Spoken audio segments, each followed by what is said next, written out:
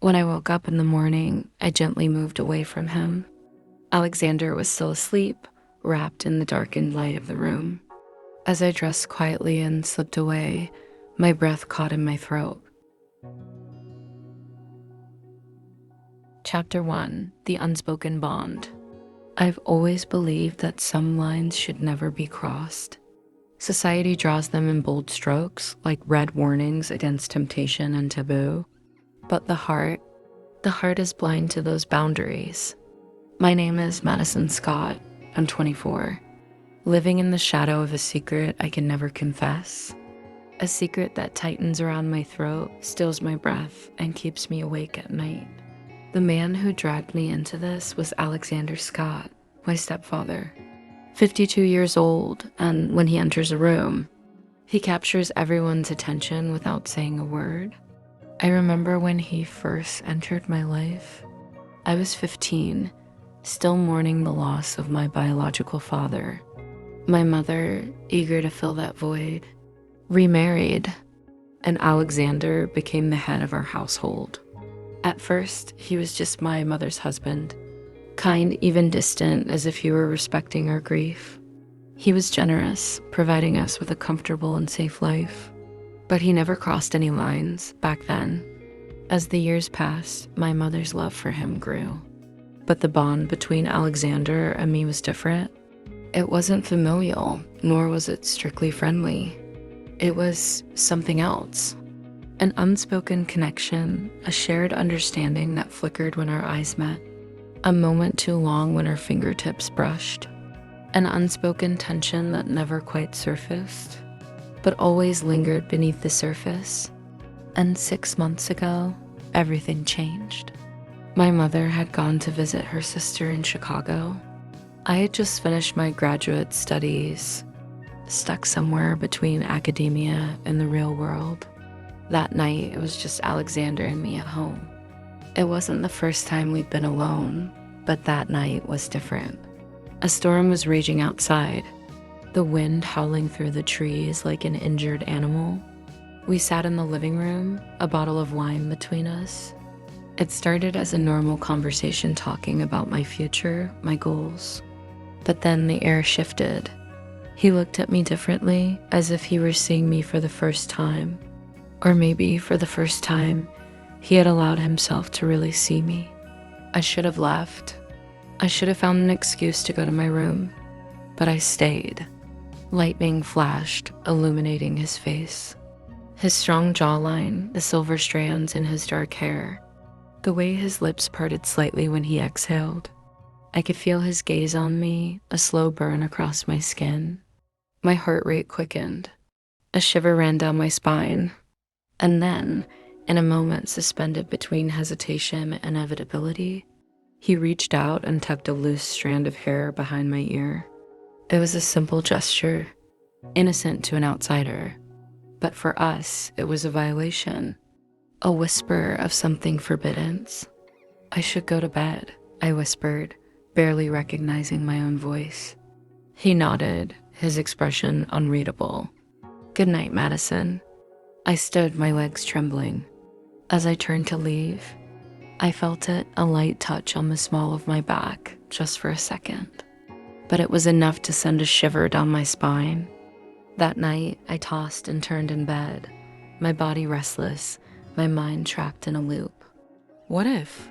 What happens now? The real storm wasn't outside, it was inside me. I had crossed the first line, and I knew there was no turning back. Chapter 2: Dangerous Proximity. As the days passed, I couldn't stop the echo of that moment from ringing in my mind. The line between Alexander and me had blurred, and we both knew it. With my mother's return, I had to face reality. I had to act as if nothing had happened at home.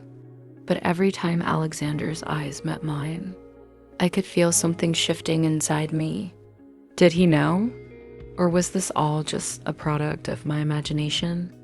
One afternoon, as I was making coffee in the kitchen, he appeared beside me. I could feel the heat of his body, the weight of his gaze. I knew he was watching me. My hand trembled slightly as I set the cup down on the counter, taking a deep breath. "Madison," he said in a low voice. "How are you?"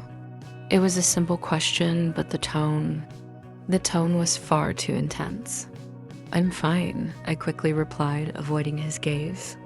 But he didn't look away. He was close. Too close. In that moment, I felt the walls inside me begin to crack. Could I stop this? Or had it already gone too far? The next day, while reading by the pool, he sat down next to me, his sleeves rolled up. He didn't speak, but his presence made the hairs on my skin stand up. After a long silence, he finally spoke, his voice low and teasing. "I know you're thinking about me." My hands became clammy, my heart pounding in my chest. "You're imagining things," I whispered, but my voice trembled. He smiled, his fingertips lightly brushing my arm. "I'm not imagining anything." I shivered, but it wasn't from the cold. I wanted to stay. I wanted to run, yet I couldn't do either. The weight of that moment pressed down on me, and I knew deep down I had already lost the battle inside me. Chapter 3. The Door to Sin. The tension between Alexander and me had become impossible to hide. Every movement, every glance, every breath he took brought me one step closer to the forbidden's desires burning inside me.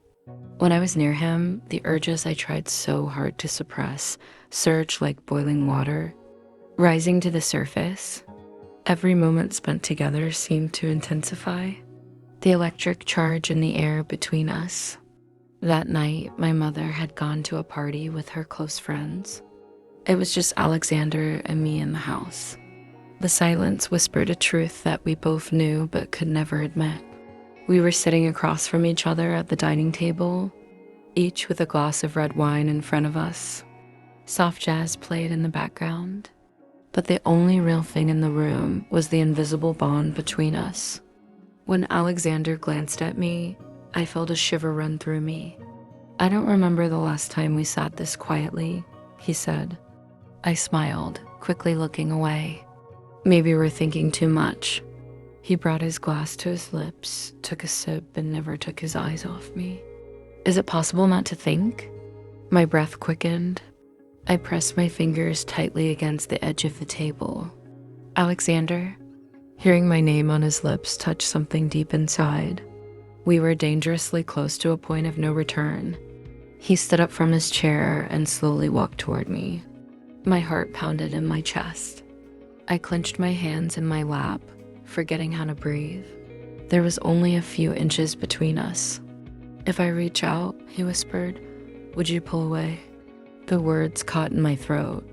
I should pull away. I should get up and leave the room. But I couldn't. When his fingers brushed my arm, a tremor ran through me. It was as if a spark had been ignited. I raised my eyes to meet his, parted my lips, but no words came. "We both know we shouldn't do this," he whispered. I stared into his eyes, fighting the storm inside me. "Yes," I replied. But neither of us stopped. Alexander tilted his head, his breath warm against my cheek. My heart was racing. My hands trembled uncontrollably, yet I couldn't move. In that moment, all the walls inside me came crashing down. Finally, in the inevitability of the moment, his lips found mine. I closed my eyes. The world fell silent. It was forbiddance. It was wrong. But in that moment, everything felt so right. Chapter 4. Forever Forbiddance. Everything stopped. Everything. But in that moment, I experienced something beyond time. A dream I couldn't comprehend, not knowing what had happened or how. The boundary between Alexander and me had completely vanished, and all that remained was a forbidden's closeness. There was a weight in my arms, a taste on my lips. I had fallen into the trap of desire. I opened my eyes and met Alexander's gaze.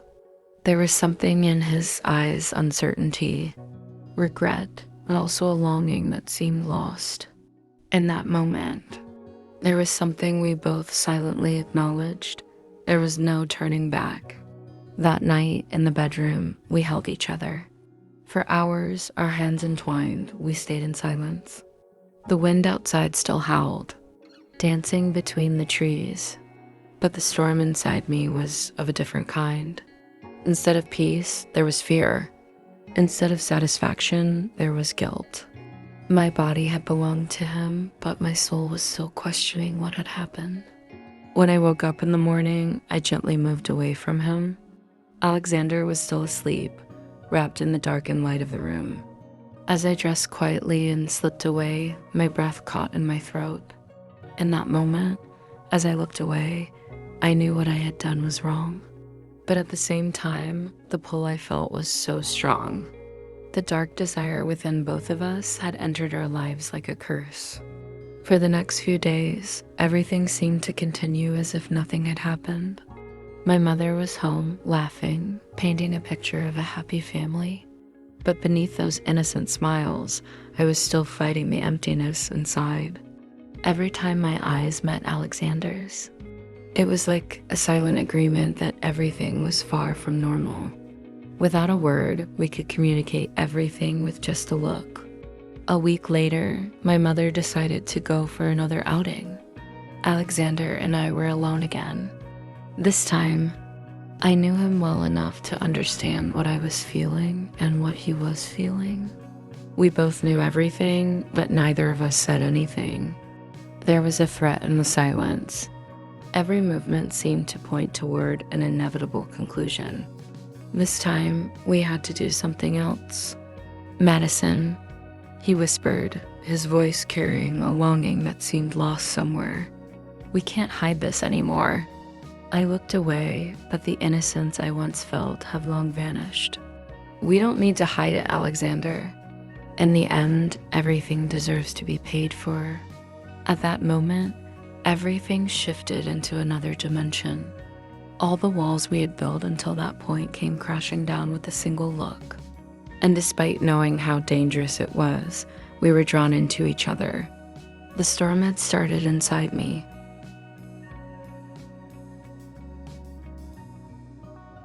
Don't forget to subscribe and turn on notifications so you never miss a new story.